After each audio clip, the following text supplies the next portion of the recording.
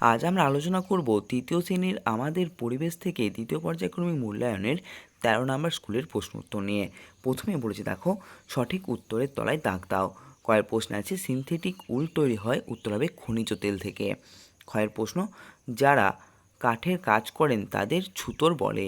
গয়ের প্রশ্ন, সোয়েটার পরি শীত ঋতুতে। ঘয়ের প্রশ্ন, পিনকোড হলো ডাকঘরের নাম্বার। 2 নম্বর আছে, দেখো কস্তম্ভের সঙ্গে খস্তম্ভ মেলাও। কস্তম্ভে আছে ভেড়ার লোম থেকে, উত্তর হবে উল হয়। ক্ষয়ে আছে গাছের ছাল মানুষের প্রথম পোশাক।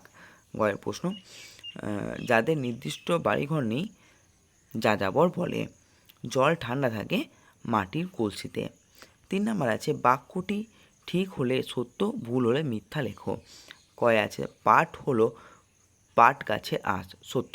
ক্ষয়ে আছে, দেখো গরমের সময় পশমের পোশাক পরি, ভুল। 4 নম্বর আছে, এক কথায় উত্তর দাও। কয়ের প্রশ্ন আছে, ডাক্তারবাবুদের ঢোলা পোশাকটিকে কি বলে, উত্তর হবে অ্যাপ্রন। ক্ষয়ের প্রশ্ন আছে, সিনথেটিক উলকে আসলে কি বলে, উত্তর হবে ক্যাশমিলন।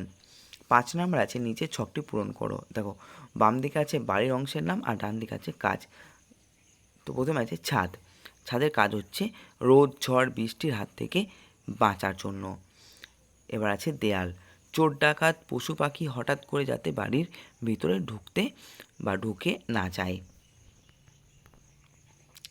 6 নম্বর আছে, দেখো নিচের প্রশ্নগুলি উত্তর দিতে বলেছে। ভূমিকম্প প্রবণ এলাকায় তুমি কিসের বাড়ি বানাবে, উত্তর হবে কাঠ ও টিনের বাড়ি বানাবো।